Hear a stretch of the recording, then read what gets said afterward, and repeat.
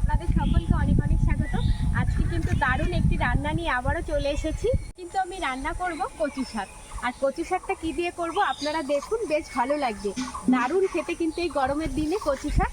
চলুন গিয়ে ঝটাপট আগে কচু শাকটা কেটে নেব, আর কি করে রান্না করি সেটাও কিন্তু আপনারা দেখবেন। আসুন।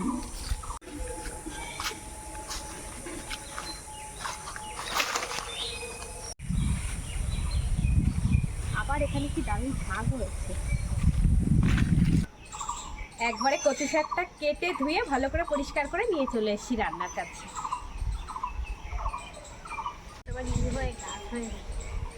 কচু শাক তো কাটা হয়ে গেছে, আর সেটা খুব ভালো করে ধুয়েও নিয়েছি, আপনাদের তো বললাম।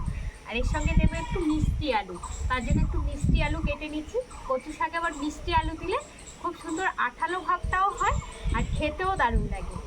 যদি কখনো এর আগে কচু শাক মিষ্টি আলুতে না খেয়েছেন, একবার অন্তত কখনো রান্না করে খাবেন, খুব সুন্দর লাগে। আর ছোটো ছোটো করে পিস করে নেব।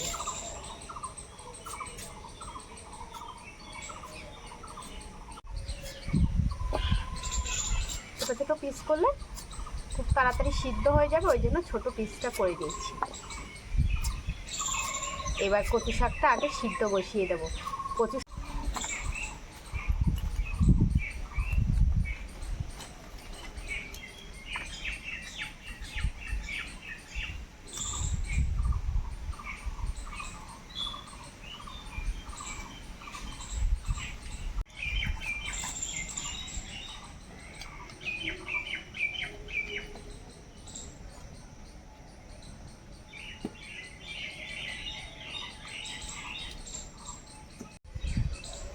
এবার আমি কচু শাকটা সিদ্ধ বসিয়ে দেবো, আর খালি খোলাই কিন্তু দিয়ে দেবো, কোনো রকম জল কিছুই দেবো না। কচু থেকে এমনি জল ছাড়বে।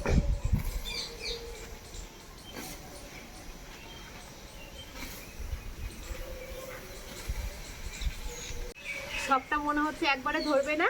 এই কচু শাকটা দিলাম, একটু কমে গেলে বাকিটা পরে দেবো। একটু দিয়ে দেবো লবণ, লবণ দিয়ে ঢাকা চাপা দিয়ে এটা খানিকক্ষণ সিদ্ধ করে নেব।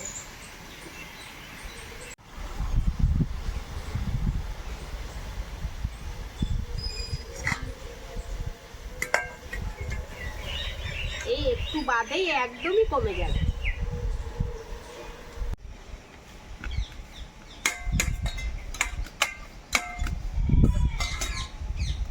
এই দেখুন কতটা কমে গেছে। বাকিটা এবার আবারও দিয়ে দেবো। তার আগে দিয়ে দেবো যে আলুটা কেটে রেখেছিলাম, আলুটা।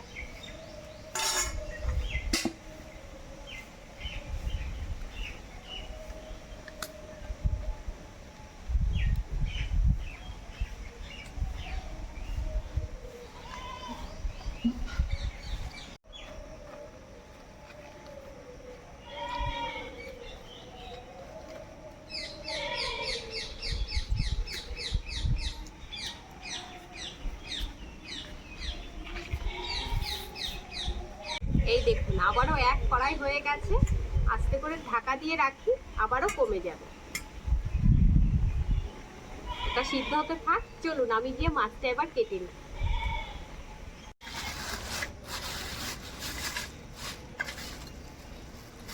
এই দেখুন কি সুন্দর চিংড়ি মাছ। চিংড়ি মাছটাও কিন্তু খুব ভালো। ঝটাপট এবার কেটে নিই।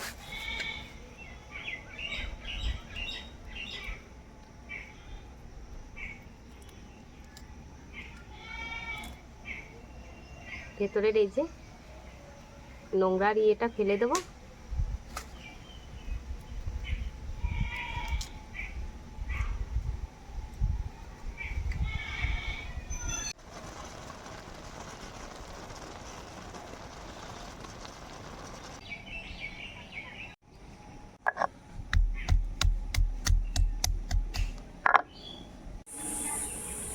বেশ খানিকক্ষণ হয়ে গেছে, কচুটা সিদ্ধ বসিয়ে দিয়েছি।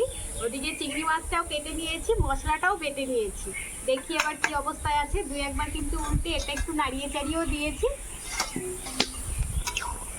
এই দেখুন কচুটা খুব সুন্দর সিদ্ধ হয়ে গেছে, অনেকটা জল রয়েছে। এবার এটা একটু চেখে নেব।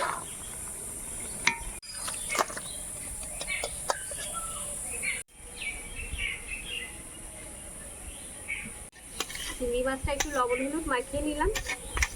এবার মাছগুলো ভেজে নিই।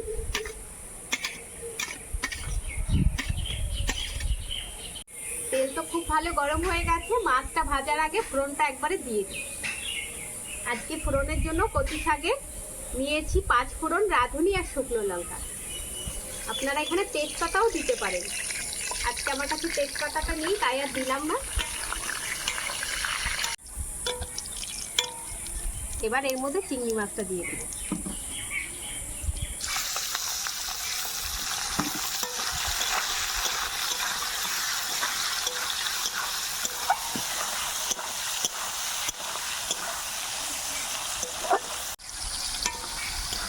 চিংড়ি মাছটা হালকা করে ভেজে নিয়েছি। এবার এর মধ্যে বাটা মশলাটা দিয়ে দেবো।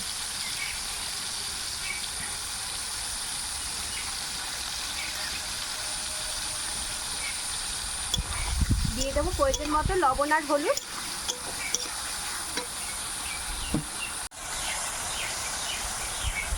কচু সিদ্ধর সময় তো লবণ দিয়েছি, তাই এখন কিন্তু লবণের পরিমাণটা একটু কম দিলাম। যদি লাগে চেক করে তারপর দেবো।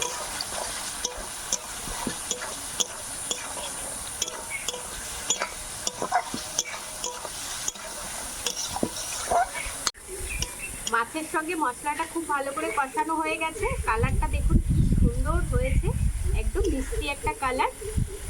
এবার এর মধ্যে কচু শাকটা দিয়ে দেবো।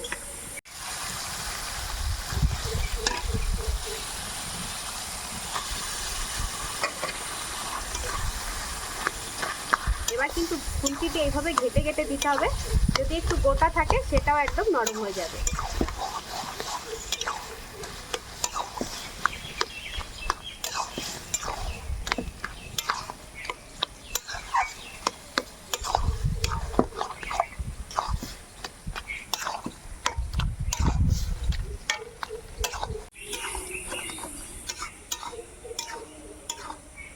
একটু একটু জল জল ছিল, সেটা কিন্তু মেরে নিতে হবে। আর দেখুন অনেকটাই কিন্তু মেরে গেছে, একদম টাইট হয়ে যাবে।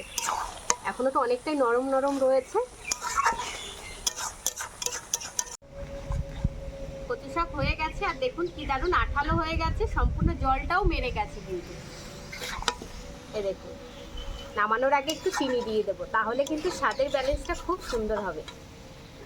আপনারা যদি ঝাল ঝাল খেতে পছন্দ করেন তাহলে চিনিটা বাদ দিতে পারেন, আর যদি একটু মিষ্টি মিষ্টি খেতে পছন্দ করেন কচু শাকটা, তাহলে একটু চিনি দিয়ে নিতে পারেন।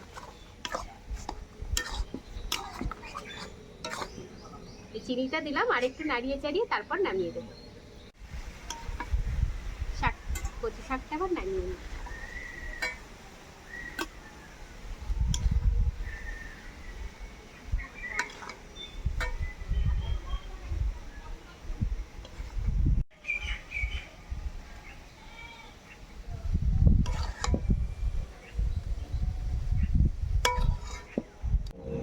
আর আমার রান্নাটা আপনাদের কেমন লাগলো সেটা কিন্তু জানাতে একদমই ভুলবেন না।